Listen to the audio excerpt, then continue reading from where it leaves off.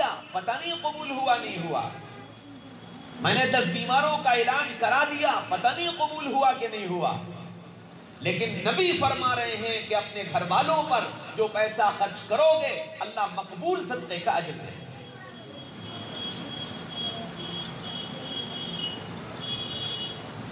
یوں فرمایا کہ بیوی پر، بچوں پر، ماں باپ پر، ان کی بیماری میں علاج پر جو پیسہ خرچ ہوگا اللہ کے راستے میں خرچ کرنے کا اجر ملے گا۔ اور اللہ کے راستے میں خرچ کرنے کا اجر کیا ہے؟ مثل الذین ينفقون اموالهم فی سبیل اللہ کمثل حبۃ انبتت 7 سنابل فی کل سنبلۃ 100 حبۃ واللہ یضاعف لمن یشاء۔ اللہ کے راستے میں خرچ کرنے کی مثال ایسی ہے جیسے ایک دانہ تم نے کھیت میں ڈالا اور اس ایک دانے سے 7 بالیں نکلی اور ہر بال میں 100 دانے نکلے، کتنے ہو گئے؟ 700۔ تو یہ تو طے ہے 1 روپیہ خرچ کیا جائے گا 700 روپے کے برابر اجر ملے گا، یہ تو طے ہے۔ پھر آگے فرمایا جتنا خوش ہو کر خرچ کرو گے، جتنا خوش ہو کر خرچ کرو گے ہم اتنا ہی اس کو بڑھاتے چلے جائیں گے، واللہ یضاعف لمن یشاء۔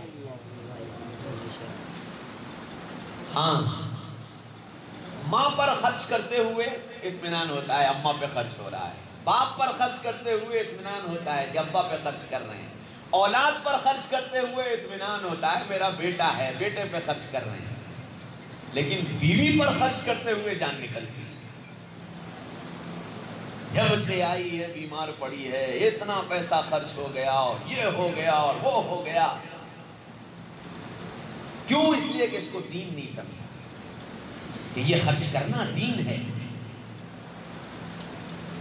اللہ کے نبی صلی اللہ علیہ وسلم نے جو دین ہم کو دیا ہے جس کا نام اسلام ہے وہ ان ساری چیزوں کے مجموعے کا نام ہے، کہ ہم کو یہ سمجھ میں آئے کہ ہم جس کام کو کر رہے ہیں اس کا بھی دین سے تعلق ہے۔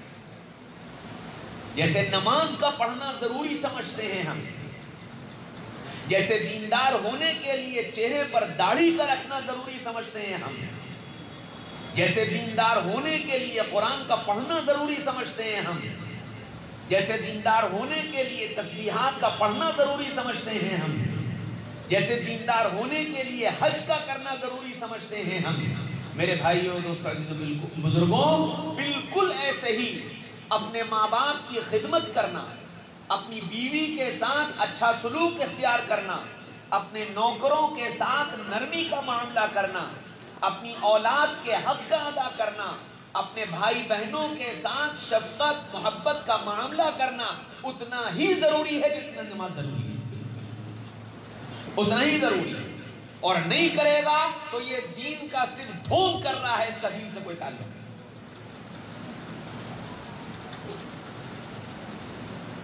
جیسے مکھوٹا ہے دین کا جو میرے تمہارے اوپر نظر آ رہا ہے، صرف دین کا مکھوٹا ہے۔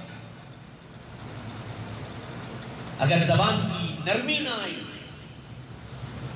اگر اخلاق کی بلندی نہ آئی، اگر وعدے کی پابندی نہ آئی، اگر امانت داری نہ آئی، اگر لے کر دینے کی عادت نہ پڑی، تو پھر صرف دین کا مکھوٹا ہے، دین نہیں ہے۔ دین تو ان سب چیزوں کے مجموعے کا نام ہے کہ یہ ساری کی ساری چیزیں زندہ ہوں، سارے شعبے زندہ ہوں۔ جیسے نماز اچھی ہو ویسے معاملات اچھے ہوں، جیسے معاملات اچھے ہوں ویسی معاشرت اچھی ہو، جیسی معاشرت اچھی ہو ویسے اخلاق اچھے ہوں۔ اب یہ دیندار بنا، اب یہ دیندار کہلائے گا کہ ہاں جی یہ دیندار ہے، اس کا پڑوسی اس سے خوش ہے۔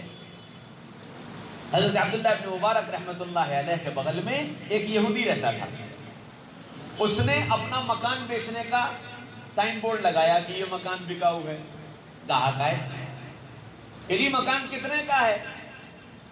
اس نے کہا کہ 2 لاکھ دینار۔ کہنے لگا سبحان اللہ، اس بستی میں تمہارے جیسے جو مکانات ہیں عام قیمت ان کی 75,000 دینار، 1,00,000 دینار، تم کس حساب سے 2 لاکھ مانگ رہے ہو؟ تو وہ کہنے لگا 1,00,000 دینار تو مکان کی قیمت ہے اور 1,00,000 دینار عبداللہ ابن مبارک کے پڑوس کی قیمت ہے۔ اتنا پیارا پڑوسی ہے کہ اس جیسے پڑوسی کے پاس لوگ رہنے کی تمنا کریں۔ تو میں پڑوسی کیسا ہوں؟ پڑوس کا دین نہیں سیکھا، ہاں پڑوس کا دین نہیں سیکھا۔ اگر تمہارے پڑوس میں ایک غریب رہتا ہے تو پھر حق یہ ہے کہ اپنے چولہے پر اگر کوئی ایسی چیز بناؤ جس کی خوشبو اس کے گھر تک جا رہی ہے تو یا تو اس کو اس کے گھر پہنچاؤ، اور نہیں پہنچا سکتے تو پھر ایسے بناؤ کہ خوشبو اس کے گھر نہ جائے۔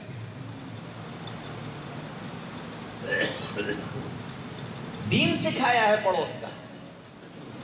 دیوار میں کیل ٹھوکنے سے پہلے اپنی دیوار میں کیل ٹھوکنے سے پہلے پڑوسی سے معلوم کرو کہ وہ سو تو نہیں رہا، میری ٹھک ٹھک سے اس کی نیند تو نہیں کھل جائے گی۔ یہ دین نہیں سیکھا، اس کو دین سمجھا ہی نہیں کہ یہ دین۔ ان ساری چیزوں کے مجموعے کا نام دین۔ ہماری یہ ساری چیزیں درست ہوں، زبان کے بول اچھے ہوں، جب بولیں میٹھا بولیں، جب بولیں نرم بولیں۔ اور کیوں نرم بولیں؟ اس لیے کہ زبان اللہ نے بغیر ہڈی کی بنائی ہے، زبان اللہ نے بغیر ہڈی کی بنائی ہے، اور یہ اسی لیے بغیر ہڈی کی بنائی ہے کہ اس سے جیسے یہ بغیر ہڈی کی خود نرم ہے، اس سے نکلنے والا بول بھی نرم ہونا چاہیے۔ جیسے یہ زبان بغیر ہڈی کی نرم ہے تو اس سے نکلنے والا بول بھی ایسا ہی نرم ہونا چاہیے۔ اللہ نے 2 ہی چیزیں جسم بغیر ہڈی کی بنائی، ایک دل اور ایک زبان، اور دونوں کو نرم بنا کر یہ بتا دیا کہ اللہ کو زبان کی نرمی پسند اور دل کی نرمی پسند۔ دل کو نرم بناؤ، جلدی سے معاف کر دیا کرو۔ حضرت مولانا الیاس صاحب رحمت اللہ علیہ حضرت مولانا زکریا صاحب رحمت اللہ علیہ کے پاس بیٹھے ہوئے تھے۔ حضرت مولانا زکریا صاحب رحمت اللہ علیہ کے خادم تھے، ان کا نام تھا ابو الحسن۔ تو وہ سارے کام کرتے تھے، وضو کرانا، کپڑے بدلانا، کھانا کھلانا، آنا جانا، اٹھانا بٹھانا، مہمان گھر باہر سب کرتے تھے۔ اب ظاہر بات ہے جو آدمی دن بھر میں 50 کام کر رہا ہے تو 1-2 کام اوپر نیچے آگے پیچھے ہو ہی جاتے ہیں۔ تو روزانہ ایسے ہی ہوتا تھا، کبھی کوئی کام آگے ہو گیا، کبھی کوئی کام پیچھے ہو گیا، کبھی کوئی کام صحیح ہو گیا، کبھی کوئی کام غلط ہو گیا۔ اچھا، جب کوئی کام آگے پیچھے ہوا، الٹا سیدھا ہوا تو فوراً ابو الحسن کہتے تھے حضرت غلطی ہو گئی معاف کر دو، حضرت غلطی ہو گئی معاف کر دو۔ روزانہ کا یہی معمول۔ مولانا الیاس صاحب بیٹھے ہوئے تھے، کوئی کام کہا شیخ نے، وہ کام کچھ آگے پیچھے ہو گیا۔ اب شیخ ناراض ہونے لگے، ابو الحسن یہ کیا کیا تو نے؟ حضرت غلطی ہو گئی معاف کر دو۔